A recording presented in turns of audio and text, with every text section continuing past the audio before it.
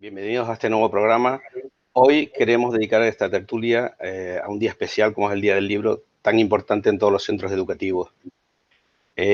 Como libros hay en las redes, nos vamos a centrar en la emoción que despiertan los libros, en su relación con el mundo del cine y las aulas. Por ello queremos dar unas pinceladas a los múltiples repertorios que hay que quedan abiertos en las redes. Les habla Jesús Hernández, soy vicedirector del Instituto María Pérez Trujillo. Me acompaña llevando el programa Mercedes Ruiz y en las redes, moviendo en Twitter, se encuentra la incansable Inma Contreras. El libro es una herramienta y mucho más que una herramienta. Debemos tener en consideración la diferencia entre libros y libros de texto, que no tienen nada que ver. Unos son muy atractivos, muy sugerentes y nos transportan, y otros, pues, todo lo contrario en muchas ocasiones. Dentro de los centros, pues, es fundamental los planes de lectura y su ética, y también su estética.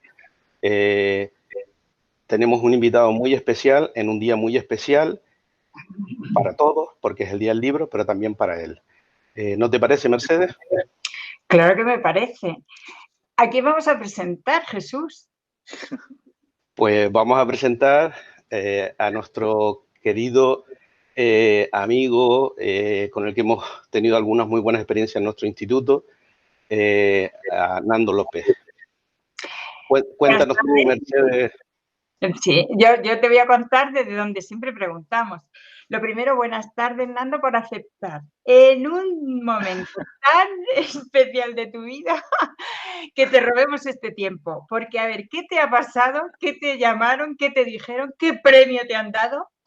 Pues para mí no es que no me robéis tiempo, es que para mí esto es un regalo, porque compartirlo con compañeros, con compañeras docentes es lo mejor que me puede pasar. Eso para iniciar y además con experiencias, como decía Jesús, tan bonitas, vividas en su propio centro, ¿no? ¿Y qué me ha pasado? Pues que me acaban de dar el premio Gran Angular por una novela, por la versión de Eric, y posiblemente es uno de los momentos más felices de mi vida. Es curioso, ¿no? En un año tan complicado, y de repente la literatura una vez más se convierte en salvadora, ¿no? Incluso de quienes escribimos, ¿no? No solo de quienes leemos, sino también como autor. Yo siento que este personaje, que este Eric, pues me ha rescatado mientras lo escribía, que estaba en un momento complicado de salud, me ha rescatado ahora en medio de esta locura que vivimos con este premio maravilloso. Y lo más bonito, y hablabais de emoción, Mercedes, es que no os imagináis las reacciones emocionantes que ya estoy recibiendo sin que el libro se pueda comprar todavía, ¿no? Sobre todo porque mucha gente se ha enterado de que el prota es un chico joven trans y hay muchísima gente que ya me ha escrito diciendo que está deseando leerlo y que conoce a muchas personas a quienes se lo quiere regalar. Ahora mismo me escribe una profesora también, ¿no? Siempre la docencia, siempre peleando por su alumnado. Me ha escrito un mensaje precioso diciendo que en su instituto justo estaban mediando en un caso complicado de un chico trans que no está aceptado por su familia, que a pesar del encierro y por el encierro precisamente siguen trabajándolo para evitar que viva una situación difícil, y que ha sido leer la sinopsis de la versión de Eric y desear salir corriendo a comprárselo a este chico, ¿no? A este alumno, ojalá le ayude, ¿no? Entonces estoy ahora en un momento de como de felicidad, emoción, agradecimiento maravilloso, y compartirlo aquí pues me parece que es el lugar idóneo, ¿no? En realidad. Pero fíjate, nos emocionamos los profesores para emocionar. Ya has contado un poquito Sí. esa parte, pero la más bonita es lo que estamos intentando hacer en estos programas, que no son programas, es simplemente reflexiones en voz alta. Los proyectos educativos están abiertos a las redes. Entramos en las familias, nos colamos a través de la pantalla, del móvil, de los mensajes. ¿Y qué pasa con las familias? ¿Qué recogida tenemos? Entonces, eso que tú pones ahora mismo en valor de esa profesora que está atendiendo a un hecho singular, que no debería ser singular, sino habitual, porque la inclusión es la que necesita de proyectos educativos abiertos en redes, encima tiene premio y encima nos lo cuentas tú, con lo cual dejamos ahí, ¿no?, esa reflexión de un libro es mucho más que un libro, te hace vivir una situación como una película. Entonces, te dejamos con esa felicitación, que disfrutamos contigo y que nos emocionamos contigo, y le pasamos a ver Jesús, que es el serio, qué pregunta tiene para ti. Bueno, vamos a ver. Como ya dije, hemos tenido la fortuna en nuestro centro de vivirte en directo, de ver cómo le llegas a los alumnos.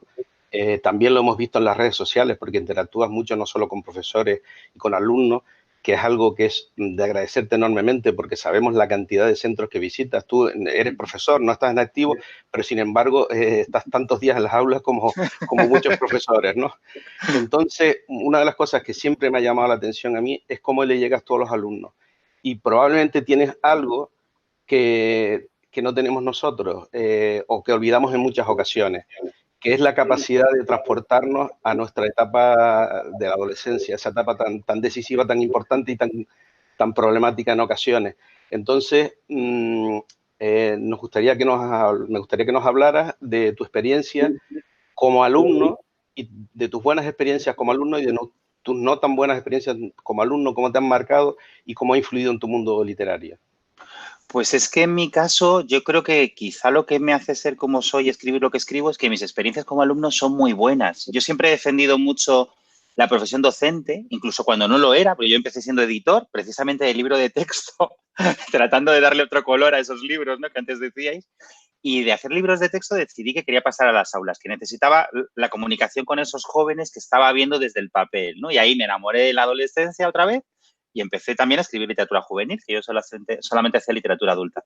Pero incluso entonces, antes de ser profe, ya defendía mucho la docencia porque mis experiencias como alumno para mí han sido fundamentales en mi construcción como persona. Yo lo cuento siempre, pero lo primero que recuerdo es con 7 años, un profesor, un maravilloso maestro de los que amaba dar clase, que se dio cuenta que yo escribía poemas en los márgenes de mi libro de texto.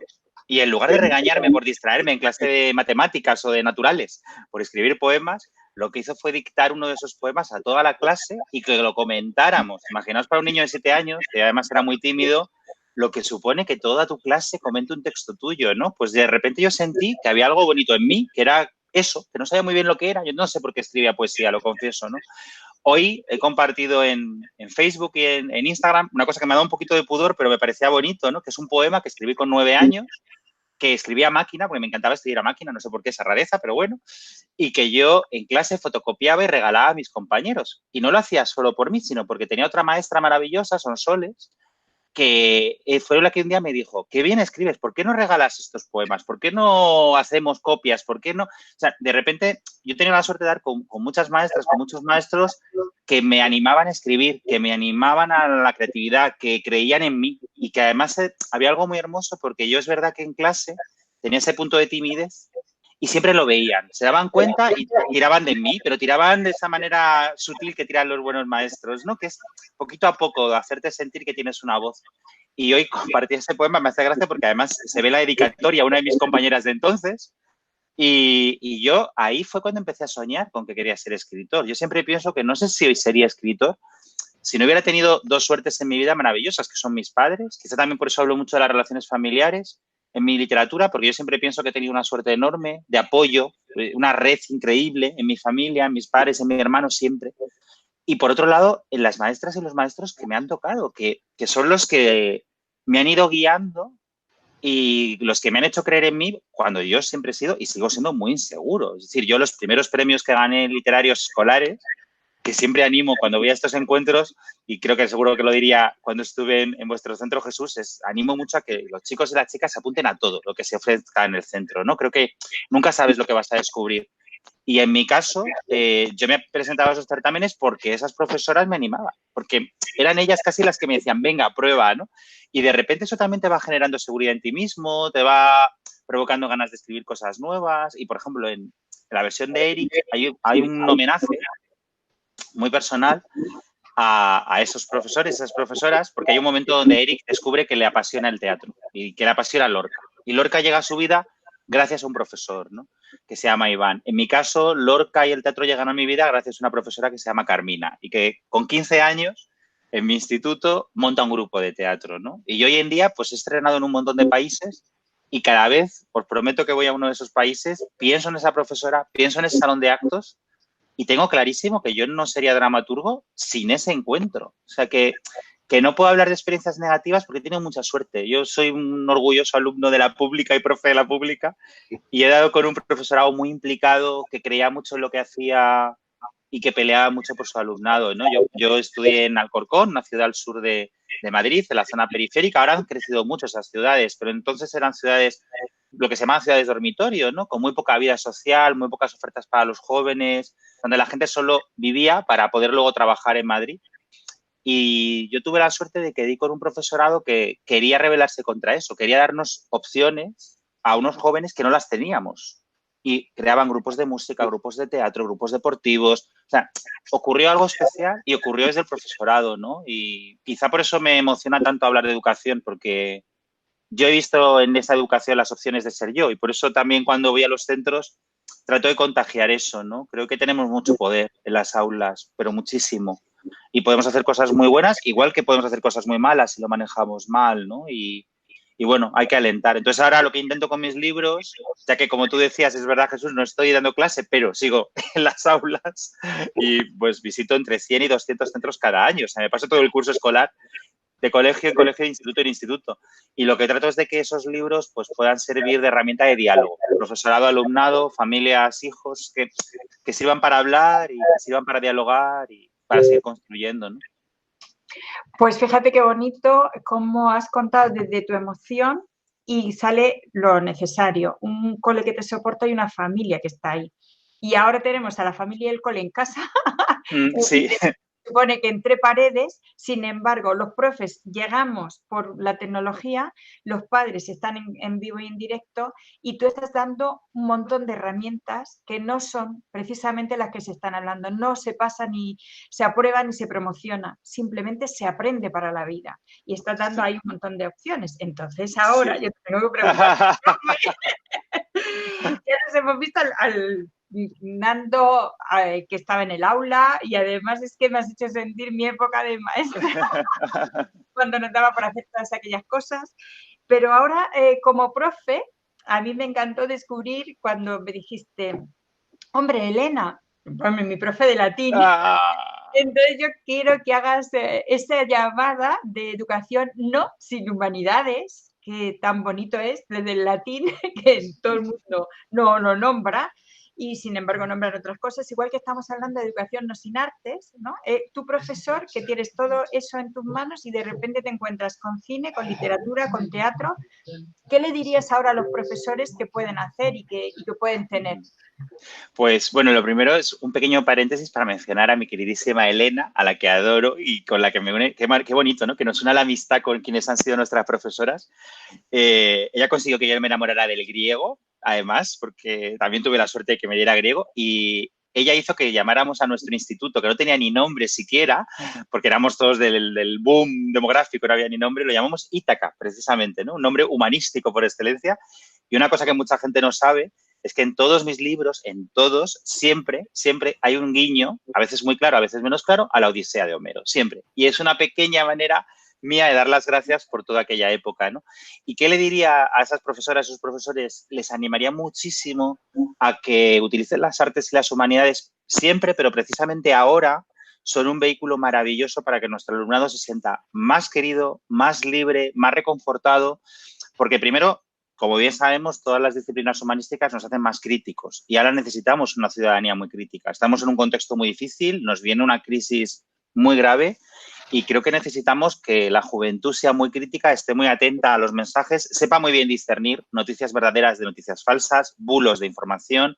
Las humanidades te ayudan a eso, pero no solo te ayudan a ser más crítico, también te ayudan a sentirte más comprendido. Yo siempre digo que si yo escribo y soy un gran lector, porque claro, uno llega a la literatura y a la escritura porque ama la lectura, si no es imposible que eso ocurra.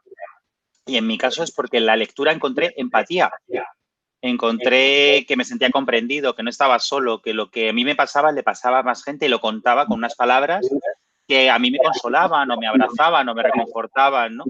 Y creo que eso es lo que nos ofrecen las humanidades y las artes. Y de repente, ahora que estamos en este momento tan difícil, el recomendar un libro o una película o una serie o una música o un cuadro, cualquiera de las artes y cualquiera de las humanidades, recomendársela a nuestro alumnado les puede ayudar mucho más de lo que creemos. Puedes encontrar referentes, puedes encontrar un espacio de expresión, puedes atreverte a decir algo de repente y además, en concreto en la adolescencia, que es un poco mi sector de edad, ¿no? Con el que más trabajo, en este momento de la vida donde nos apartamos tanto de la familia y nos cuesta tanto hablar con nuestros padres y con nuestras madres, de repente la ficción puede ser un gran modo de dialogar, de tener algo de lo que hablar. Vamos a compartir una novela, vamos a compartir una película. Y además, algo bonito también que yo animaría a hacer desde las familias y desde las aulas es a no tener miedo a compartir un discurso intergeneracional. Es decir, que a veces creemos que para llegar a la juventud hay que hablarles solo de lo que ahora ven o de lo que ahora les interesa, ¿no? Nos vamos solo a lo más reciente. También les gusta mucho que si lo hacemos bien y lo transmitimos desde la emoción que tú decías, Mercedes, desde la emoción real, compartamos lo que a nosotros nos ha formado, ¿no? Es que se me ocurren ejemplos todo el rato porque lo tengo muy reciente, pero justo una cosa que para mí era muy importante contar en la versión de Eric y que ha sido muy emotivo para mí, la verdad, por muchos motivos diversos, es el momento en que él, Eric, el joven, comparte películas con su abuelo, que es un gran cinéfilo, pero son películas que a su abuelo le gustaban y con las que los dos empiezan a tener un lenguaje propio, ¿no? Y eso es un homenaje a cómo el cine, en este caso, creo que es un instrumento de cohesión y de comunicación, ¿no? Y de repente ves una película y no tienes edad, ¿no? Y todos nos emocionamos igual. Y creo que ahora mismo las humanidades son un refugio muy necesario. Y es más, ojalá esta crisis tan horrible ayude a revalorizar la cultura, porque ¿qué estaríamos haciendo sin ella, ¿no? Ahora estaríamos aún más encerrados, ¿no? No me imagino estos días sin libros, sin películas, sin música. Y creo que desde el lado del profesorado tenemos la suerte de poder ser guías, mediadores. Lo que sí que animo en esto, y siempre lo repito, es que nunca soltemos una recomendación sin más. Es decir, que hay que acompañar, hay que ofrecer el por qué nos va a interesar, cómo nos va a interesar, cómo lo podemos ver y, si es posible, secuenciarlo. O sea, no hacerlo de una manera... No, yo nunca soltaba, cuando era profe, nunca llegaba a clase y soltaba la Celestina como un ladrillo, que era la única manera de que lo odiaran para siempre. Pero como yo amo la Celestina, trataba de contagiarles mi amor por esa obra y de planteárselo desde lugares que les pudiera llegar, investigando, primero a lo mejor pues viendo desde las cubiertas, hablando del título, a planteándoles situaciones cotidianas, a leyendo ciertos fragmentos y a partir de ahí, poquito a poco, íbamos leyendo juntos, ¿no? O sea, yo creo que lo fundamental es que no olvidemos que somos los guías, ¿no? Las mediadoras en ese proceso, ¿no? Y cuando lo hacemos así y cuando nos emociona de verdad, se emocionan con nosotros, seguro. Tu turno, Jesús. A ver cómo rematamos. Bueno, la verdad es que es un placer siempre escucharte porque hablas bastante clarito y das en muchas claves, ¿no? La importancia es de agradecer, como has resaltado, la educación pública y la cantidad de docentes implicados que hay en ella y que para muchos alumnos son su salvación o pretendemos que ayudarles a salir adelante en la vida. Y como otra de las cualidades que has destacado importantes de un profesor muchas veces es simplemente apoyar a los alumnos, simplemente ver lo que quieren y crearles ilusiones, darle posibilidades. A veces es más importante eso que impartir un conocimiento, ¿no? Quería terminar un poquitito, ir terminando, ¿no? Que nos hablaras un poquitito sobre qué mensaje quieres dejar a la hora de leer tus libros y que vean tus obras por todo el mundo, incluidas las de teatro, que a ver si tenemos algún día la oportunidad de poder asistir a alguna obra de teatro tuya para ver lo que no he tenido esa suerte. Un poco eso, ¿no? ¿Qué mensaje nos quieres dejar? ¿Qué les quieres dejar sobre todo a los lectores? Pues mira, precisamente con esta crisis se ha impedido algo que iba a ocurrir, estaba a punto, que era que Marquitos 16 llegara a Canarias. Estaba con nuestro director es canario, Quino Falero, y estuvimos a puntito, no sé si ahora se pueden ver online. Algo bonito que está pasando precisamente es que se están viendo en todo el mundo. De repente tengo muchos mensajes de América viendo mis obras de teatro, viendo La Edad de la Ira, viendo Malditos 16, Federico García Lorca, las pueden buscar, todas están online y gratuitas, ¿no? ¿Y qué mensaje quiero transmitir con mi literatura? Pues algo que yo creo que hacéis desde la enseñanza, y yo lo he vivido en tu centro, Jesús, tú como eres muy humilde no lo vas a contar, porque yo creo que la gente que hace cosas bonitas no presume de ello.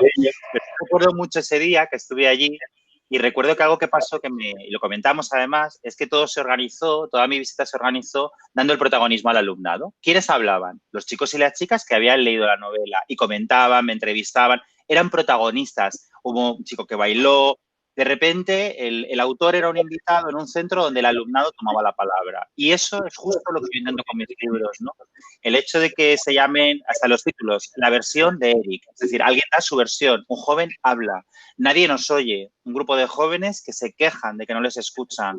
La de la ira, el enfado, la rabia, el silencio al que les condenan.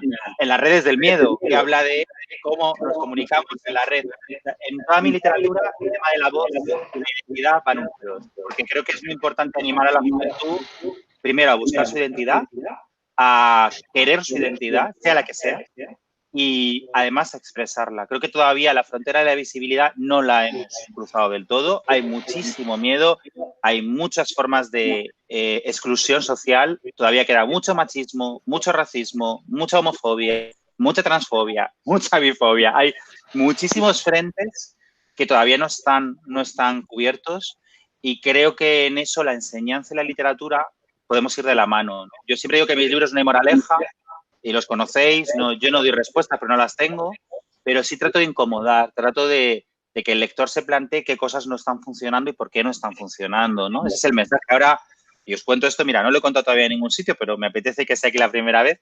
Estoy trabajando en Nadie nos ve, que va a ser la secuela, una secuela muy libre en realidad, de Nadie nos oye, y el proceso está siendo muy emocionante y este libro nació de un encuentro que tuve antes de este encierro terrible en un centro de formación de la ONCE, donde ayudan a chicos y chicas con capacidades diferentes y muchos de ellos con problemas de ceguera. Y uno de los chicos del encuentro, que me había leído mucho, él era universitario, levantó la mano y me dijo, tu literatura tiene mucha visibilidad, hay muchos temas, mucha diversidad, pero ¿por qué no tienes ningún personaje ciego? Y de repente me quedé pensando, claro, porque yo hablo al final de la diversidad que me toca a mí. Entonces, como LGTB, pues yo hablo de ciertos temas, ¿no? Y pensé, vale, os debo un libro. Bueno, pues les estoy haciendo encuestas, entrevistas, y en Nadie nos ve voy a hablar, entre otros temas, de la inclusión social y de cómo todavía hay muchas barreras cotidianas que sufren mucha gente por muchos motivos, ¿no? Y cómo creemos que tenemos una sociedad igualitaria que todavía no lo es del todo. Y nace de ahí, nace de ese diálogo. Entonces, el mensaje que me gustaría es que hablen, que se pronuncien, que digan y que tomen la palabra. Creo que es lo fundamental que les puede transmitir mi literatura, ¿no? Bueno, me acabas de dejar, como diría Dani Yecla, con los pelos como escarpias. Es muy gráfico cuando desde sus escritos nos lo dice. ¿Y por qué? Porque Mariano Barroso, en el primer discurso, cuando no era todavía presidente, que era Ivonne, pero ya estaba enferma, dijo, el cine da voz a los que no la tienen. Tú lo acabas de decir. La literatura que tú acabas de describir es la que Paco Mora va a sacar en su libro con neuroeducación, ¿no? Entonces, teníamos neuroeducación, ahora va a sacar las bases del cerebro para la lectura y dice que el color emocional de las palabras y lo que tú has descrito con tu literatura es lo que él dice que hacemos el nuevo cableado y nuevas redes en nuestro cerebro cuando leemos. Y por otra parte, me encanta que hayas nombrado la ética y la estética. Estéticamente no tenemos a las personas ciegas, estéticamente no tenemos a los autistas, estéticamente no tenemos a los que no oyen. Cuando nuestra literatura sea con voz de todos los que tenemos ahí, solamente está una determinada serie de problemas que efectivamente tenemos que resolver y que están como más de moda. Pero la inclusión será cuando todos tengamos cabida y no tengamos que hablar de ello, porque ya estén allí, formando parte de esos escritos. Así que en nombre de todos los de la ONCE que están en robótica, te doy las gracias porque me ha encantado escuchar eso. Pero además, te doy otra primicia yo a ti, tú me has dado una y otra. En el encuentro que hemos tenido con Paco Mora, nos habla de la dificultad que tiene la lectura en la persona ciega y cómo tiene que llegar a atrapar por un recableado nuevo esa parte de emociones que tú has descrito, como desde esa lectura que es con los dedos y no es con la visión, llega a llorar, a reír, a cantar, a sentir, a buscar. Entonces, me parece que el broche que has puesto por mi parte no puede ser más bonito y encima gracias por esa primicia. Así que yo por mi parte, muchísimas gracias y no te quiero robar más tiempo. A ver si Jesús quiere decir algo más. No, yo solo voy a contar un breve inciso, Jesús, pero algo bonito al respecto que tiene que ver con lo que acabas de contar. A mí en este centro me hicieron un regalo que me llegó al corazón, de las cosas más bonitas que me han regalado nunca. me regalaron un capítulo de La Edad de la Ira, uno de mis libros más conocidos, en braille. Y la chica que me lo dio me dijo, para que sientas cómo es tocar tus palabras.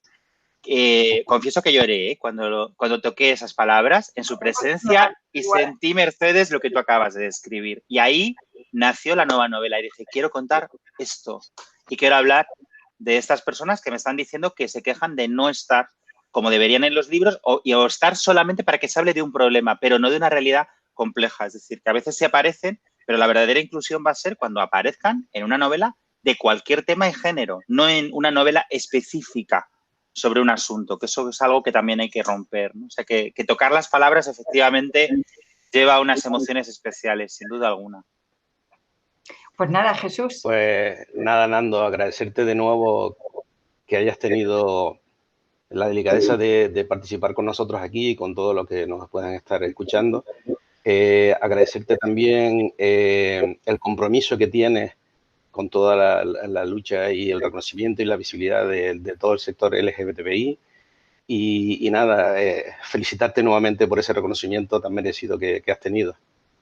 Pues yo daros las gracias por este momento, por compartirlo y sobre todo por la labor que hacéis educativa dentro y fuera de las aulas. Creo que es muy importante visibilizar. Este programa ayuda a visibilizar y vuestra labor y por defender esta conexión constante de la comunidad educativa. Me gusta muchísimo que conectéis todo, cultura, familias, docencia, aulas, redes y es una gozada.